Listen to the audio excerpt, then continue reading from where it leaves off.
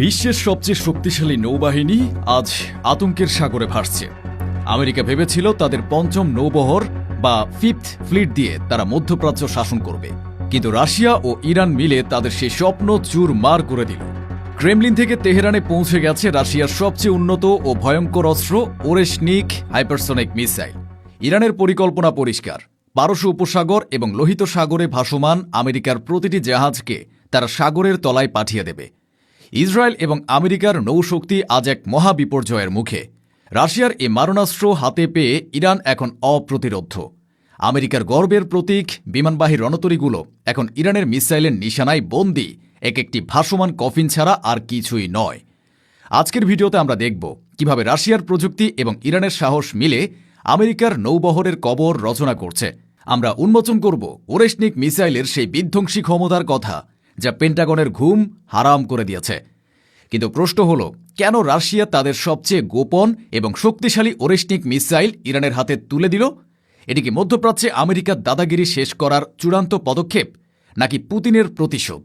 আমেরিকার fifth fleet বা পঞ্চম নৌবহর, যাকে বলা হয় সাগরের রাজা, তা কিভাবে ইরানের নতুন মিসাইলের সামনে অসহায় হয়ে পড়বে? পেন্টাগনের হাতে কি এর কোনো জবাব আছে, নাকি তারা কেবল তাকিয়ে দেখবে তাদের পরাজয়? ওরেশনিক মিসাইলের হাইপারসনিক গতি এবং বিধ্বংসী ক্ষমতা কি লোহিত সাগর এবং পারস্য উপসাগরকে আমেরিকার জন্য মৃত্যু ফাঁদে পরিণত করবে?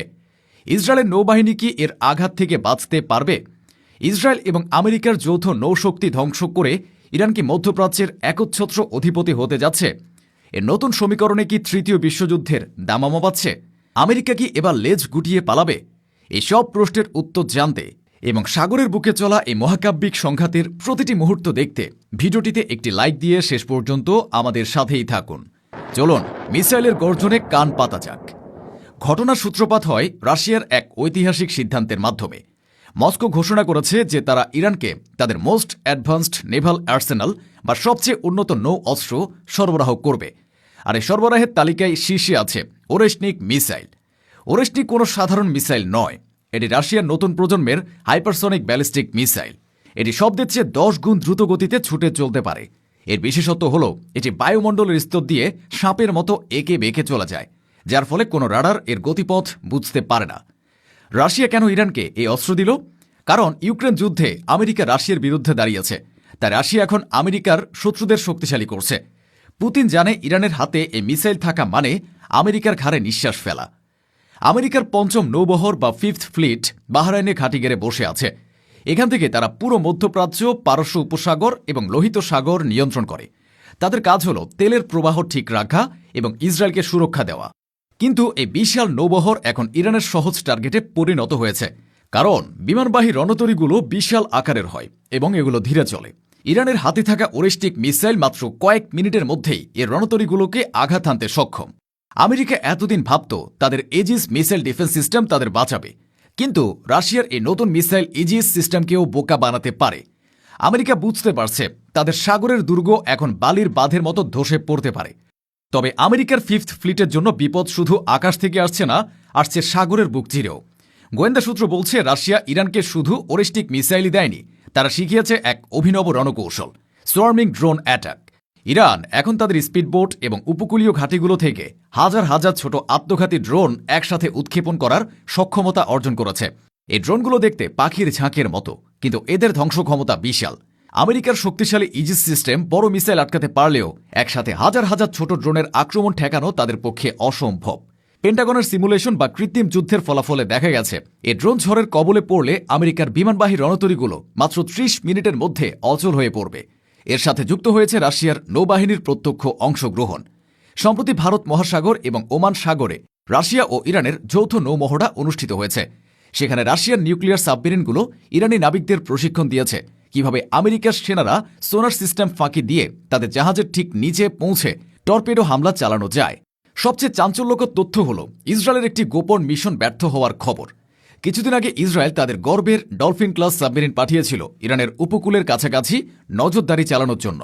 এই সাবমেরিনগুলো নিউক্লিয়ার মিসাইল বহন করতে পারে, কিন্তু ইরানের নতুন রাশিয়ান রাডার সিস্টেম সাবমেরিনটিকে শনাক্ত করে ফেলে। আইআরজিসির নেভি তখন ডেপথ চার্জ বা পানির নিচে বোমা ফেলার প্রস্তুতি নেয়। পরিস্থিতি বেগতিক দেখে ইসরায়েলি সাবমেরিনটি লেজ গুটিয়ে পালিয়ে যেতে বাধ্য হয়। এই ঘটনা প্রমাণ করে ইরানের জলসীমা এখন আর অরক্ষিত নয়। রাশিয়া তাদের এমন সব ইলেকট্রনিক ওয়ারফেয়ার সিস্টেম দিয়েছে যা সাগরের নিচের শব্দ তরঙ্গকেও বিশ্লেষণ করতে পারে। আমেরিকা বা ইসরায়েলের সাবমেরিনগুলো এখন ইরানের কাছে ওপেন টার্গেট। ফিফথ ফ্লিটের কমান্ডোরা এখন ভয়ে আছেন যে ইরান হয়তো সাগরের নিচে মাইন পেতে রেখেছে। ওরেশনিক মিসাইল উপর থেকে আসবে, ড্রোনগুলো চারপাশ থেকে ঘিরে ধরবে এবং নিচ থেকে মাইন বিস্ফোরণ ঘটবে। এই ত্রিমুখী আক্রমণে আমেরিকার নৌবহর পালানোর পথও খুঁজে পাবে না। বাহরাইনের ঘাঁটিতে বসে থাকা মার্কিন জেনারেলরা বুঝতে পারছেন তাদের পায়ের তলার মাটি বা বলা ভালো জাহাজের নিচের পানি সরে যাচ্ছে। মধ্যপ্রাচ্যে আমেরিকার সূর্য অস্তমিত হওয়ার পথে, আর সেই দিগন্তে উদিত হচ্ছে রাশিয়া ইরান মৈত্রীর নতুন সূর্য। ইরানের পরিকল্পনা অত্যন্ত সুনির্দিষ্ট।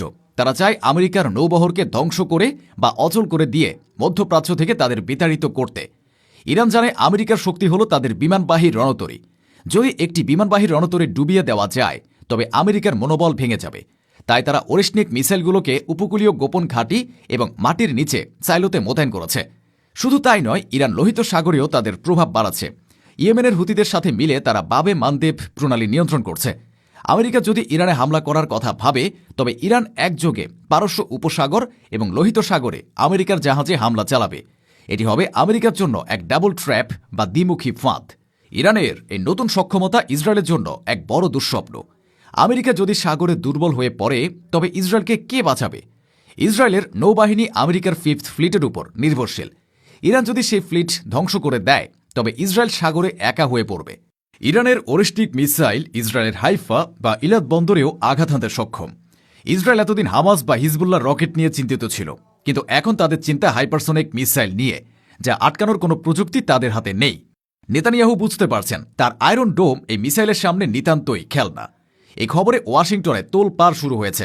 পেন্টাগন স্বীকার না করলেও ভেতরের খবর হলো তারা প্যানিক মোড়ে আছে।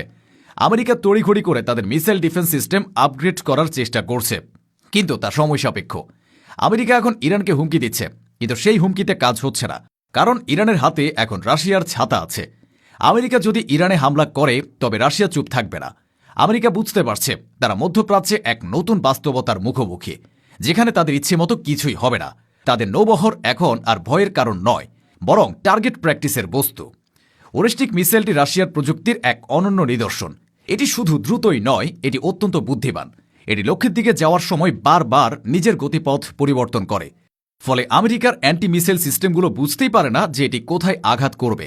রাশিয়া ইরানকে শুধু মিসাইলই দেয়নি, তারা এর পরিচালনার প্রশিক্ষণও দিয়েছে। ইরানি বিজ্ঞানীরা এখন এই প্রযুক্তি ব্যবহার করে নিজেদের মিসাইলগুলোকেও আপগ্রেড করছে। এর মানে হলো ইরান এখন মিসাইল প্রযুক্তিতে স্বয়ংসম্পূর্ণ হওয়ার পথে। রাশিয়ার এ দান ইরানকে সামরিক দিক থেকে এক নতুন উচ্চতায় নিয়ে গেছে। আমেরিকা শত চেষ্টা করেও এই প্রযুক্তি আটকাতে পারেনি। এই সংঘাতের প্রভাব শুধু সামরিক ক্ষেত্রে সীমাবদ্ধ থাকবে না, এটি বিশ্ব অর্থনীতিকেও নাড়িয়ে দেবে। পারস্য উপসাগর দিয়ে বিশ্বের 20% তেল পরিবাহিত হয়। যদি ইরান ও আমেরিকার মধ্যে নৌযুদ্ধ শুরু হয় তবে তেলের দাম আকাশচুম্বী হবে। ব্যারেল প্রতি $200 ছাড়িয়ে যেতে পারে। এর ফলে আমেরিকা ও ইউরোপে মুদ্রাস্ফীতি বাড়বে।